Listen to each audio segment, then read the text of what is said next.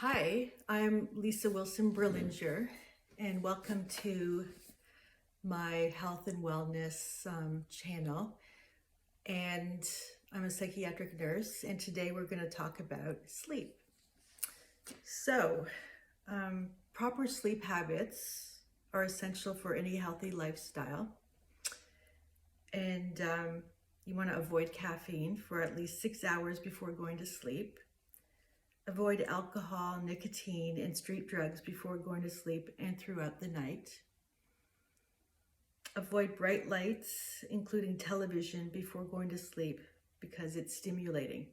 So they say like an hour before you're going to bed, don't watch any TV or go on any screens, any computers, your phone. I know it's hard to do, but it can help. So if you are having problems sleeping, why not try some of these things, right? And like I do, and some people even say to cover the alarm clock, like if you have like an actual alarm clock that's red with the numbers in it, just cover it up. And I don't do that, but anyway, it might be something that I'll try at some point. And another thing too is that I like set the alarm on my phone, right? So then one of the problems is that when you're doing that, it's just so easy to go into Safari and check stuff out.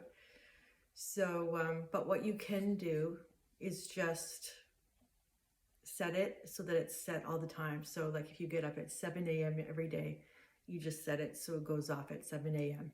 every day.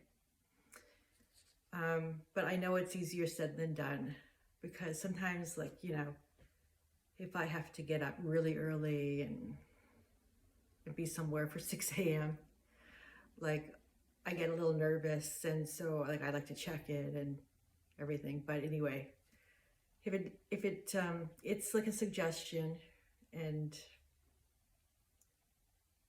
you got to see what works for you, basically. So another thing is don't exercise or eat a heavy meal shortly before going to sleep. And avoid napping during the day because it will make you less tired at night.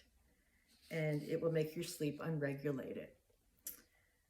And make your bedroom as comfortable as possible. Keep the temperature at a cool, comfortable level. Keep the room as dark as possible.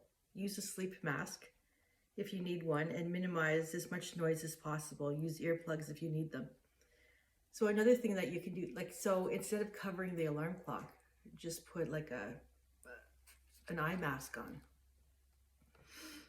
And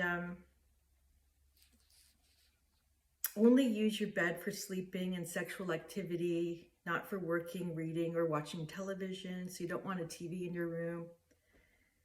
And don't have your laptop while you're in bed. This way, your body will associate the bed with sleep and not with activity. If you have trouble falling asleep, or if you wake up in the middle of the night and you can't fall back to sleep, get out of bed and do something soothing until you feel tired enough to go back to sleep.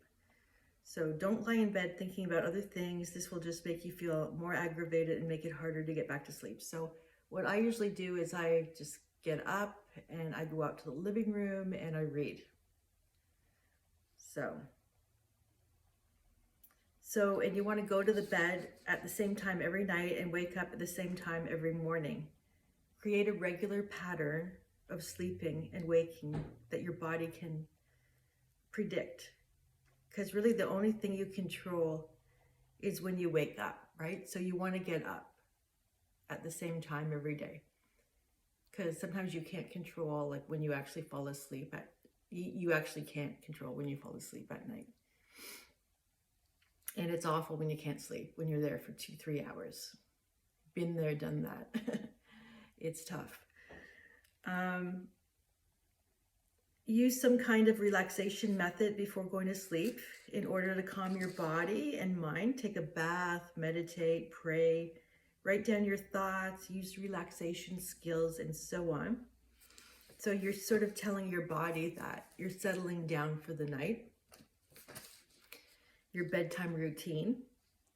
And if your sleep problems persist, if you can't stay awake during the day, or if you're feeling depressed, contact a medical professional for advice.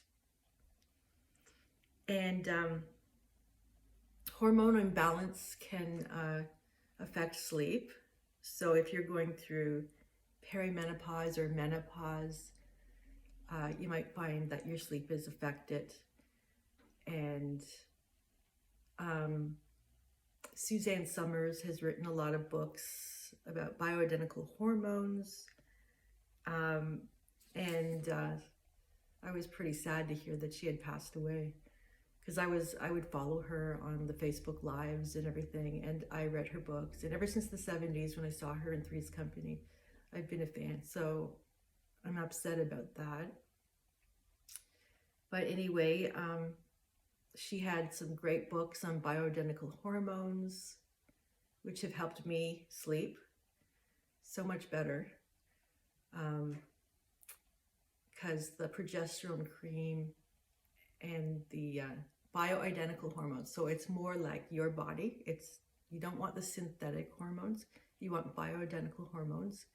So taking those, the progesterone and the estrogen, and also the melatonin, has been very helpful for me, because I was just like not sleeping well, and then COVID hit and it was very stressful, and I already wasn't sleeping well, so it just was not good. But anyway, I managed to find these books and get the help that I needed. So I do that along with the melatonin every night, and I do find that the bioidentical hormones and the melatonin really does help. So here is one book that I have by Suzanne Somers, where she talks about the bioidentical hormones, Ageless. And the other one is I'm Too Young for This, and all these books, because it can actually start happening pretty early, in your 30s even, with the perimenopause, so because it's a long process. So